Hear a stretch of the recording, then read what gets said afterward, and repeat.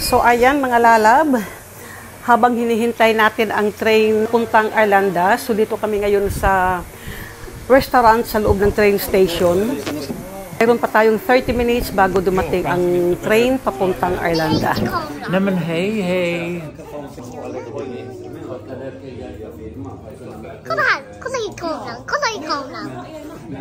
So now guys, andito kami sa train station, papuntang airport mga lalab. So ang biyahe namin is 1 hour pa from here to Arlanda Airport. So see you Philippines, see you soon. Ayan, so nandun sila Lani Kay. Ayan guys, parating na ang train namin. So 1 hour pa ang biyahe namin guys from Sala to Arlanda. Arlanda guys, yan ang pangalan ng airport.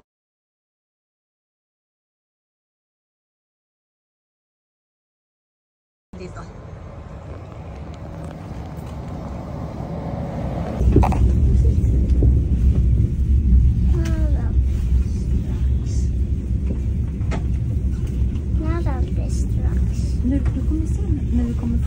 One hour later.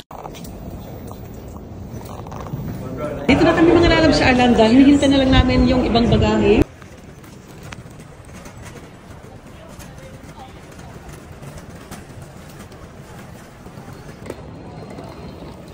So ayan mga lalab, dito na tayo guys sa airport. So habang hinihintay natin ang flight natin guys, may 3 hours pa kami. So dito tayo ngayon nag-standby guys. Ay, para makapag-coffee. Melanie.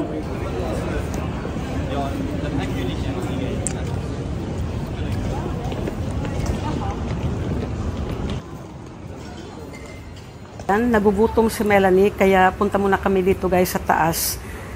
Punta kami sa McDonald's.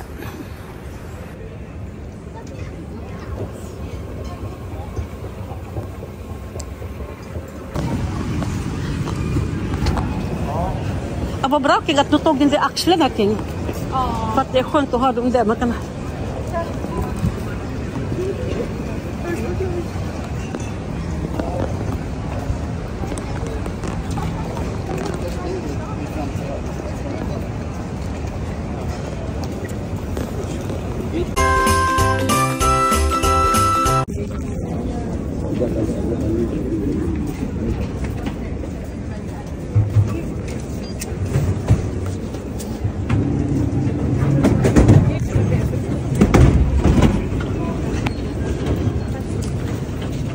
Sa wakas, nakapag-check-in na kami. So, next ano namin guys, next destination namin is punta na kami ng security control. So, ayan guys, we are done for our security control. So, papasok na tayo mga lalab dito guys sa gate, kung saan ang gate namin. Dahil maaga pa kami mga lalab, so wala pa tayong gate number.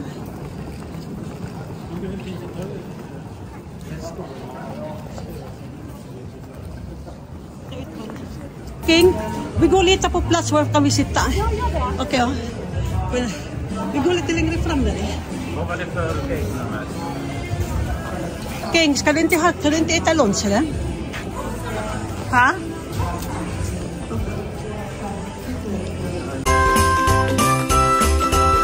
So mga lalab, ito, lilipad na tayo guys papuntang Doha at ang biyahe from Doha to, from Sweden to Doha, 6.5 hours.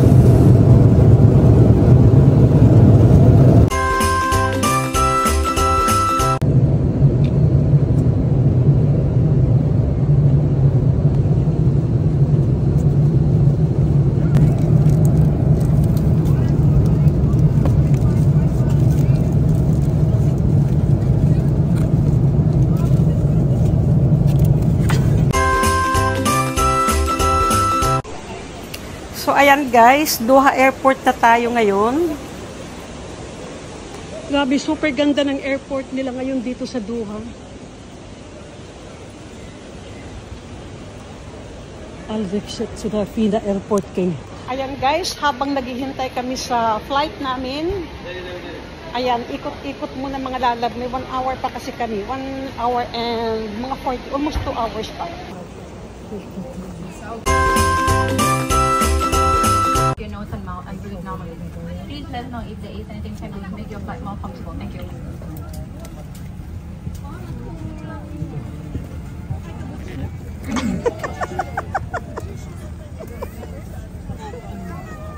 Okay, jag kan...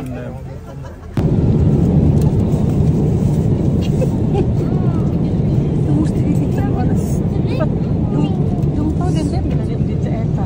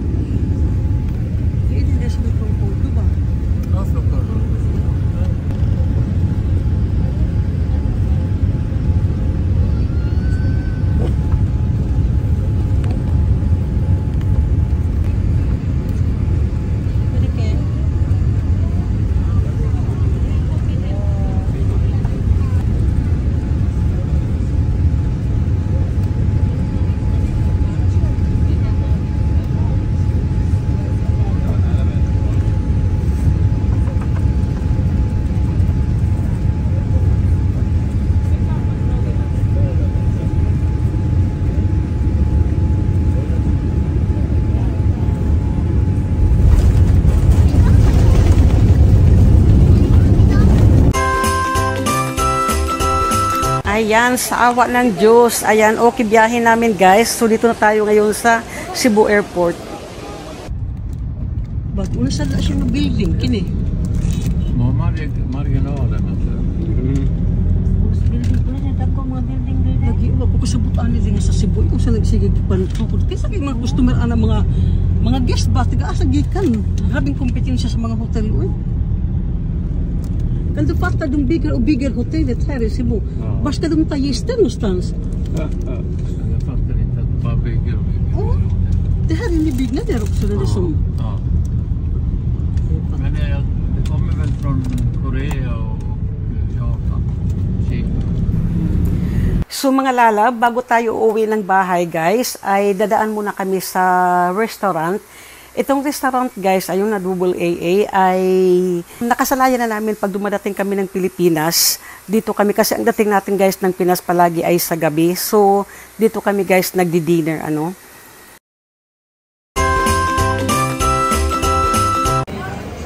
Welcome to Philippines, na Kiben.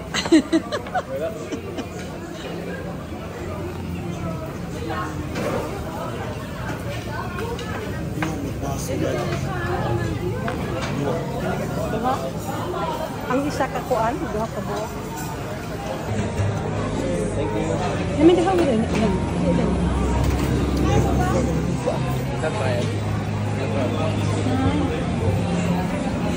Namin niya kita siya ko rin.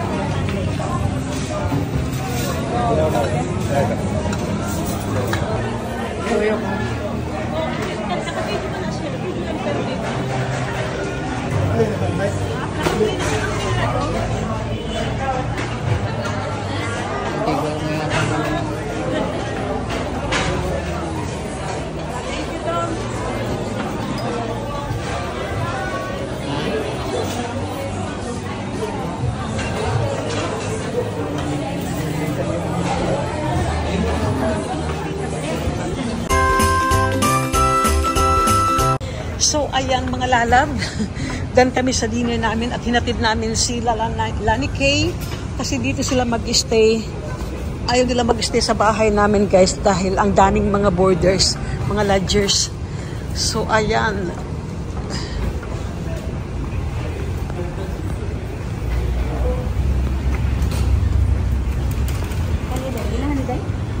Di sa diakon. Sa ato na inumon pagbabae na nga drinks. Bilis. Inyong ko ni daddy mo inom ko anag kutsarita lang nya bubog na ko ana. Ayan. Yeah. Wala di sa box more. Tita polemik. Naglipog na siya asa na siya matulog karon. Kang lula pa niya.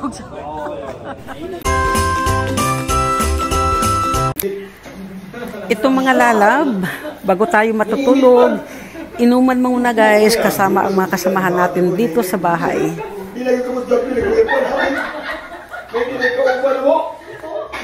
Kita nyo nga ba? Asam mo daw? Ikaw kupalo.